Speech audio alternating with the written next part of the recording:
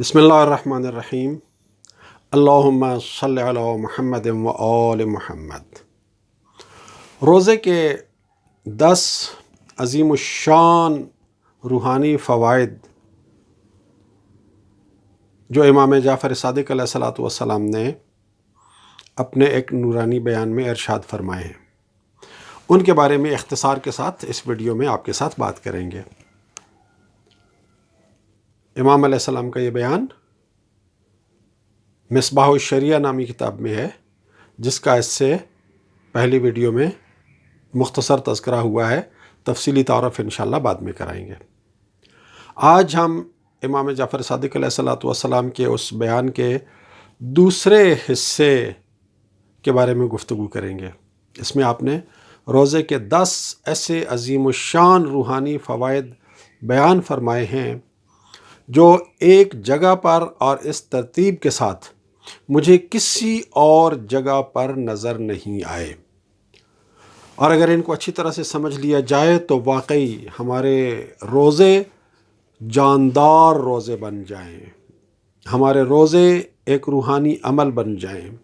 جو ہمیں روحانی ترقی کی بلندی پہ لے جائیں اور اللہ تعالیٰ کے قرب کی ایک بلند منزل پر فائز کر دیں۔ امام علیہ السلام فرماتے ہیں فَالصَّوْمُ يُمِيتُ هَوَى النَّفْسِ وَشَهْوَةَ الطَّبْعِ، روزہ نفس کی خواہش کو مار دیتا ہے اور طبیعت کی جو شہوت ہے اس کو بھی مار دیتا ہے، یعنی نفسانی خواہشات اور شہوات کو روزہ مار دیتا ہے۔ روزے کا یہ بہت بڑا فنکشن اور بہت امپورٹنٹ رول ہے کہ یہ انسان کی نفسانی خواہشات اور انسان کی شہوات کو مار دیتا ہے۔ وفیہ حیات القلب، اور اس چیز کے اندر ہے دل کی زندگی۔ یعنی امام علیہ السلام بڑے خوبصورت انداز سے بیان فرما رہے ہیں کہ دیکھیں ہمارے پاس 2 قسم کی زندگی ہے، ایک دل کی زندگی ہے اور ایک نفس کی زندگی ہے، شہوت کی زندگی ہے۔ جب تک شہوت زندہ ہے، جب تک نفسانی خواہشات زندہ ہیں، قلب زندہ نہیں ہوگا، اور جب قلب زندہ نہیں ہوگا تو پھر قلب کا وہ سارا فنکشن جو روحانیت کے راستے پر ہمیں لے جانے والا ہے وہ سارا بھی پھر باقی نہیں رہے گا۔ ایک مردہ قلب کے ساتھ آج ہم دیکھیں تو بڑی عجیب صورتحال نظر آتی ہے۔ اگر اپنا محاسبہ کریں کہ ایک شخص جس کی 60 سال عمر ہو چکی ہے اور 10 سال کی عمر سے اس نے نمازیں بھی پابندی سے پڑھنا شروع کر دی ہیں، روزے بھی پابندی سے رکھنا شروع کر دیے ہیں، 10 سال کی عمر میں شروع کیا، 60 سال کا ہو گیا، یعنی 50 سال ہو گئے روزے رکھتے ہوئے ہر سال ماہ رمضان میں، 50 سال ہو گئے ہر روز 5 نمازیں پڑھتے ہوئے، لیکن نماز کی کوالٹی اور نماز کی روحانیت آج بھی وہی ہے جو 50 سال پہلے تھی۔ نماز کی روحانی لذت، روزے کی روحانی لذت، دیگر عبادات کی روحانی لذت آج بھی وہیں پہ کھڑی ہوئی ہے جہاں 50 سال پہلے کھڑی تھی۔ تو اس کی وجہ کیا ہے؟ دل مردہ ہے۔ جب مردہ دلوں کے ساتھ نماز پڑھی جائے گی تو وہ نماز معراج المومن نہیں ہوگی، اور جب مردہ دل کے ساتھ روزہ رکھا جائے گا تو وہ ڈائٹنگ ہوگا لیکن تقوی پیدا کرنے کا ایک ذریعہ نہیں ہوگا۔ تو امام علیہ السلام فرماتے ہیں کہ روزہ جو ہے وہ نفسانی خواہشات اور شہوات کو مردہ کر دیتا ہے۔ وفیہ حیات القلب، اسی کے اندر ہے قلب کی زندگی۔ ہم لوگ چونکہ عام طور پر نفسانی لذتوں اور شہوانیات کی جو لذت ہے اس کے رسیا ہوتے ہیں، اس کے گرویدہ ہوتے ہیں، انہیں زیادہ سے زیادہ انجوائے کرنا چاہتے ہیں، تو جتنا ہم اس کے اندر بڑھتے چلے جاتے ہیں ان کی حیات میں اضافہ ہوتا چلا جاتا ہے، ان کی طاقت میں اضافہ ہوتا چلا جاتا ہے، ہمارے اوپر ان کے کنٹرول میں اضافہ ہوتا چلا جاتا ہے۔ جتنا ان کی زندگی بڑھتی چلی جائے گی، جتنا نفسانی خواہشات اور شہوات کی زندگی بڑھتی چلی جائے گی، طاقت بڑھتی چلی جائے گی، دل اس حساب سے مردہ ہوتا چلا جائے گا۔ اس کے برعکس جس قدر شہوانیات اور نفسانیات کمزور ہوتی جائیں گی، مردہ ہوتی جائیں گی، دل اسی حساب سے زندہ ہوتا چلا جائے گا، طاقتور ہوتا چلا جائے گا۔ اب چوائس ہمارا اپنا ہے کہ ہمیں دل کی زندگی چاہیے یا ہمیں اپنے نفس کی زندگی چاہیے، ہمیں دل کی زندگی عزیز ہے یا نفسانی خواہشات اور شہوات کی زندگی عزیز ہے۔ ان دونوں میں سے ایک کا فیصلہ ہم نے خود کرنا ہے۔ تو امام علیہ السلام فرماتے ہیں کہ روزہ نفسانی خواہشات کو مردہ کرتا ہے، شہوات کو مردہ کر دیتا ہے، اور اس کے اندر ہے حیات القلب و طہارت الجوارح، اور اعضاء و جوارح کی پاکیزگی بھی ہے اس کے اندر۔ یعنی یہ جو نفس کو مردہ کر دیتا ہے، شہوات کو مردہ کر دیتا ہے، تو اس کے اندر دل کی زندگی بھی ہے اور اس کے اندر اعضاء و جوارح کی پاکیزگی اور طہارت بھی ہے۔ جب شہوات مردہ ہو گئیں، جب شہوات کی طاقت کم ہو گئی اور بتدریج ہمارے کنٹرول میں آ گئی مکمل طور پر، اور ہمارے اوپر سے اس کی گرفت ختم ہو گئی، تو اس کا نتیجہ کیا ہوگا کہ پھر ہماری آنکھیں، پھر ہماری زبان، پھر ہمارے کان، پھر ہمارے ہاتھ، پھر ہمارے پاؤں نفسانی خواہشات کے راستے پہ نہیں چلیں گے۔ تو جب ہمارے اعضاء گناہ کے راستے پہ نہیں چلیں گے تو آٹومیٹیکلی پاک ہو جائیں گے۔ ایک شخص جس نے روزہ رکھا صحیح طریقے سے اور اپنی شہوات کو اپنے کنٹرول میں لے آیا اور اس کا دل زندہ ہونا شروع ہو گیا، تو اس کا لا محالہ نتیجہ یہ ہوگا کہ اس کی آنکھ کبھی حرام منظر کو نہیں دیکھے گی، اس کی زبان کبھی حرام بات اپنی زبان پہ نہیں لے کے آئے گی، اس کے کان کبھی حرام چیز کو نہیں سنیں گے، وہ اپنے ہاتھوں سے کبھی کوئی حرام کام انجام نہیں دے گا، وہ اپنے پیٹ میں کبھی کوئی حرام کا لقمہ نہیں ڈالے گا، وہ اپنے پیروں سے حرام کے راستے کے اوپر نہیں چلے گا۔ تو اعضاء و جوارح کی طہارت کا بھی سلسلہ اسی سے شروع ہو جاتا ہے۔ وعمارت الظاہر والباطن، اور اسی سے انسان کے ظاہر اور باطن کی تعمیر شروع ہو جاتی ہے۔ ظاہر کی تعمیر یعنی جو ہمارا ظاہری کردار ہے، جو ہمارا ظاہری اخلاق ہے اور جو ہمارا ظاہری رویہ ہے وہ بھی ٹھیک ہو جائے گا، اور باطنی طور پر جو ہماری نیت ہے، جو ہماری سوچ ہے، انسانوں کے بارے میں جو ہمارا ایک طرز فکر ہے، اور اللہ کے بارے میں اور آخرت کے بارے میں جو ہمارے باطنی رجحانات ہیں، وہ سارے کے سارے بھی ٹھیک ہو جائیں گے۔ تو روزہ نفسانیات کو اور شہوات کو مردہ کرتا ہے، اور اس میں دل کی زندگی ہے، اور اس میں اعضاء و جوارح کی پاکیزگی ہے، اور اس کے اندر ظاہر اور باطن کی پاکیزگی ہے، ظاہر اور باطن کی تعمیر ہے۔ وَالشُّكْرُ عَلَى النِّعَمِ، اور اس کے اندر نعمتوں کا شکر بھی ہے۔ یعنی جب انسان کا دل زندہ ہو جائے، جب انسان کے اعضاء و جوارح پاک ہو جائیں، جب انسان کا ظاہر و باطن تعمیر ہو جائے، جب ظاہر و باطن دونوں تعمیر ہو جائیں، اگر پہلے کھنڈر ہیں، خراب ہیں، آپ نے ان کو ریپیئر کر لیا ہے، رینوویشن کر لی ہے اپنے ظاہر و باطن کی، تو اس کا نتیجہ کیا ہوتا ہے کہ پھر انسان اللہ تعالیٰ کا ایک شکر گزار بندہ بن جاتا ہے۔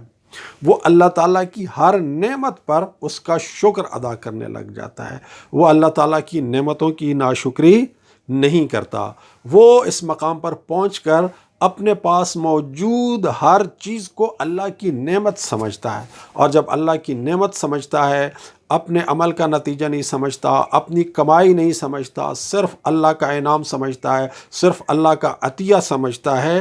تو اس کے اندر اللہ تعالیٰ کی شکر گزاری کا جذبہ بھی پیدا ہو جاتا ہے۔ وَالْإِحْسَانُ إِلَى الْفُقَرَاءِ، اور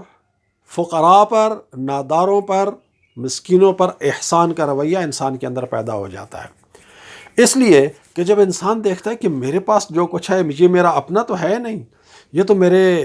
اللہ کا دیا ہوا ہے، یہ تو میرے رب کا دیا ہوا ہے، یہ تو میرے مالک کا دیا ہوا ہے، اصل مالک تو ان ساری نعمتوں کا وہ ہے،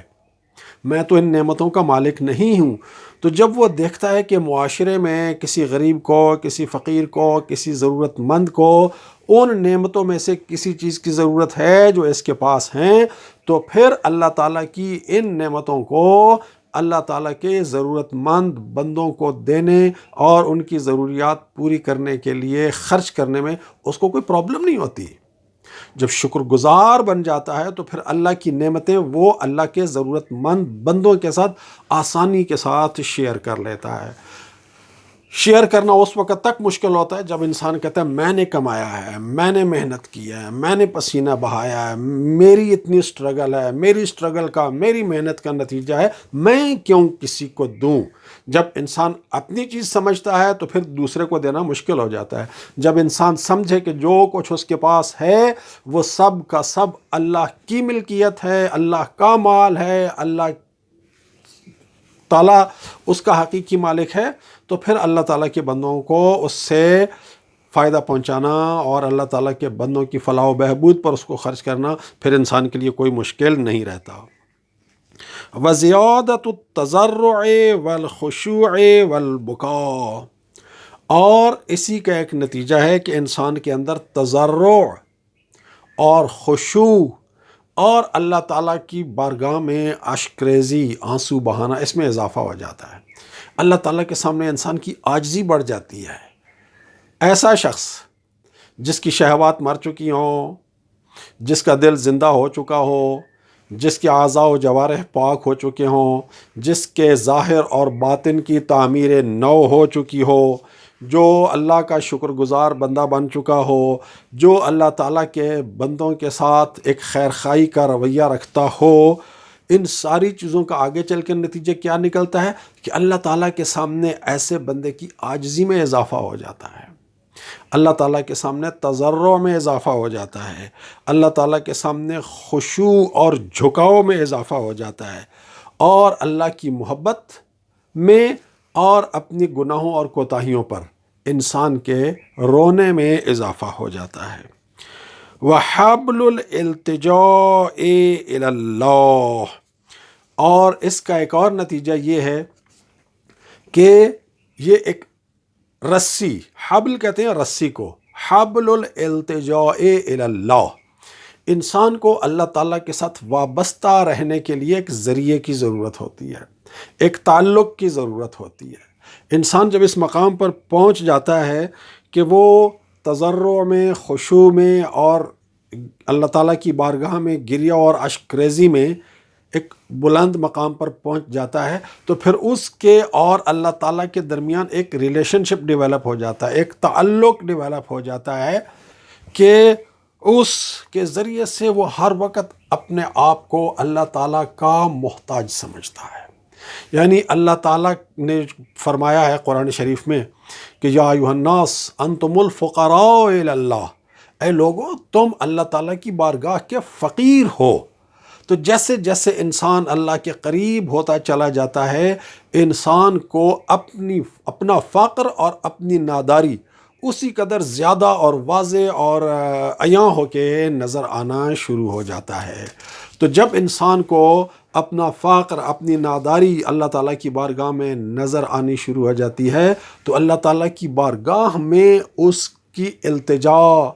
اور اس کی دست سوال دراز کرنا اور اللہ تعالیٰ کی بارگاہ میں ایک فقیر کے طور پر حاضر ہونا، یہ ساری چیزیں انسان کے اندر پھر زیادہ ہو جاتی ہیں، اور یہ ایک ذریعہ بن جاتا ہے، ایک رسی بن جاتی ہے جس کے ذریعے سے انسان اللہ تعالیٰ کے ساتھ اپنے تعلق کو قائم کیے رکھتا ہے اور اس تعلق کو بڑھاتا چلا جاتا ہے۔ وَسَبَبُ انکسار الشہوہ، اور ان ساری چیزوں سے پھر ایک اور اثر یہ ہوتا ہے کہ انسان کے اندر شہوت کی طاقت ٹوٹ جاتی ہے۔ یعنی انسان جب اپنے آپ کو دیکھتا ہے کہ میں تو کچھ بھی نہیں ہوں، میں ناچیز ہوں، میں اللہ تعالیٰ کی بارگاہ میں فقیر ہوں، میں صفر ہوں، میں زیرو ہوں، مجھے اللہ تعالیٰ کی بارگاہ میں التجا کے سوا اور میرے پاس ذریعہ ہی کوئی نہیں ہے۔ جب انسان اپنی طاقت کو سمجھتا ہے کہ میں اپنی طاقت کے بل بوتے پہ یہ بھی کر لوں گا، وہ بھی کر لوں گا، وہ بھی کر لوں گا، مجھے کسی اور طاقت اور سہارے کی ضرورت نہیں ہے، تو پھر اس کا معاملہ اور ہو جاتا ہے۔ پھر وہ اپنی خواہشات، اپنی شہوانیات، اپنی نفسانیات، ان کی تکمیل میں لگ جاتا ہے۔ خود کیا ہے، خود کمایا ہے، میں خود طاقتور ہوں تو میں اپنی خواہشات پہ چلوں گا۔ لیکن جب انسان یہاں پر پہنچ جائے کہ میں خود کچھ بھی نہیں ہوں، اور اپنے آپ کو اللہ تعالیٰ کی بارگاہ کا فقیر اور محتاج اور اس کا عاجز بندہ سمجھنا شروع کر دے، تو اس کا نتیجہ کیا ہوتا ہے کہ یہاں پر آ کر ایک اور درجہ پیدا ہوتا ہے اس کے اندر، اپنی خواہشات کے ٹوٹ جانے کا، خواہشات کی نفی کا۔ خواہشات کی نفی سے مراد یہاں پر یہ ہے کہ اس کی جو انانیت ہے، جب وہ دیکھتا ہے کہ میں کچھ بھی نہیں ہوں، میں کچھ بھی نہیں ہوں، میں کچھ بھی نہیں ہوں، میں فقیر ہوں اللہ تعالیٰ کی بارگاہ میں، تو اس کی انانیت، اس کی میں، وہ ساری کی ساری ٹوٹ جاتی ہے۔ اس جملے میں شہوت کے ٹوٹ جانے کا مطلب وہ ابتدا میں جو شہوت کے ختم ہونے کا ذکر ہے اس سے مختلف ہے۔ وہاں جو کہا گیا کہ شہوت مردہ ہو جاتی ہے وہ ہماری نفسانی خواہشات ہے۔ یہاں جو کہا گیا ہے شہوت، تو یہاں شہوت سے مراد شہوت کا سرچشمہ ہے، یعنی ہماری انانیت، ہماری خود پرستی، ہماری خود خواہی۔ وتخفیف الحساب، جب یہ ساری روحانی ترقی انسان کے اندر پیدا ہو جاتی ہے تو انسان کی زندگی میں سے گناہ نکلنا شروع ہو جاتے ہیں، گناہوں کا خاتمہ ہونا شروع ہو جاتا ہے، نیکیاں اس کی بڑھنی شروع ہو جاتی ہیں۔ اور جب یہ صورتحال پیدا ہو جائے تو اس کا نتیجہ کیا ہوتا ہے؟ تخفیف الحساب، قیامت کے دن حساب آسان ہو جاتا ہے، قیامت کے دن حساب کا مرحلہ ہلکا ہو جاتا ہے۔ وتضعیف الحسنات، اور انسان کی نیکیوں میں اضافہ ہونا شروع ہو جاتا ہے۔ انسان اگر پہلے صرف واجب عبادات انجام دیتا تھا، تو اب مستحبات بھی انجام دینا شروع کر دیتا ہے، نوافل بھی انجام دینا شروع کر دیتا ہے۔ اس کی نیکیوں کا گراف بڑھنا شروع ہو جاتا ہے، اور اس کی نیکیوں کی کوانٹٹی اور کوالٹی دونوں میں اضافہ ہونا شروع ہو جاتا ہے۔ اور اللہ تعالیٰ کا یہ بھی فرمان ہے قرآن شریف میں کہ جو شخص ایک نیکی کر کے آئے گا تو اس کو 10 گنا اجر ملے گا۔ تو تضعیف الحسنات کا ایک مطلب یہ بھی ہے کہ اس کو اس کی حسنات کا، اس کی نیکیوں کا کئی گنا اجر ملے گا۔ من جاء بالحسنۃ فلہ عشر امثالھا، جو شخص ایک نیکی لے کے آئے گا اس کو 10 گنا اجر و ثواب ملے گا۔ تو یہاں تضعیف الحسنات کے یہ دو معنی ہیں، ایک تو یہ کہ اس کو اس کی نیکی کا اجر و ثواب 10 گنا ملے گا کم از کم، اور دوسرا یہ کہ جب کوئی شخص اللہ تعالیٰ کا اس قسم کا بندہ بن جاتا ہے کہ جس کی شہوات مردہ ہیں، جس کی انانیت ختم ہو چکی ہے، جس کا دل زندہ ہو چکا ہے، جس کے اعضاء و جوارح پاک ہو چکے ہیں، جس کے ظاہر و باطن کی تعمیر ہو چکی ہے، جو اللہ کی نعمتوں پر اس کا احسان مند رہتا ہے، جو اللہ کی نعمتیں اللہ کے بندوں کے ساتھ شیئر کرتا ہے، جس کے دل میں اللہ کی بارگاہ میں عاجزی، تضرع اور گریہ و زاری و بکا میں اضافہ ہو چکا ہے، تو ایسے شخص کی زندگی میں نیکیوں کا گراف بھی بہت اوپر چلا جاتا ہے، اس کی نیکیوں میں بہت زیادہ اضافہ ہو جاتا ہے۔ تو یہ 10 فوائد امام جعفر صادق علیہ الصلوۃ والسلام نے بیان فرمائے، اور اس کے بعد فرماتے ہیں وَفِيهِ مِنَ الْفَوَائِدِ مَا لَا يُحْصَى، اور اس روزے میں اور بھی اتنے فوائد ہیں کہ جن کا احصاء نہیں کیا جا سکتا، یعنی جن کی گنتی پوری نہیں کی جا سکتی، یعنی بے شمار اور بے حساب فوائد ہیں۔ وَكَفَى مَا ذَكَرْنَا مِنْهُ لِمَنْ عَقَلَ وَوُفِّقَ لِاسْتِعْمَالِهِ، لیکن اگر کوئی شخص سمجھ جائے جو ہم نے بیان کیا ہے، یعنی جو کچھ روزے کے بارے میں اب تک بیان ہوا ہے، امام علیہ السلام فرماتے ہیں کہ اگر کوئی شخص اس کو سمجھ لے اور اسے اس کے مطابق عمل کرنے کی توفیق مل جائے تو یہ اس کے لیے کافی ہے، اس کے لیے روزے کے مزید فوائد کو بیان کرنے کی ضرورت باقی نہیں رہتی۔ اللہ تعالی ہم سب کو اپنے روزے کے ذریعے سے ایسا اللہ کا بندہ بننے کی توفیق عطا فرمائے۔ والسلام علیکم ورحمۃ اللہ وبرکاتہ۔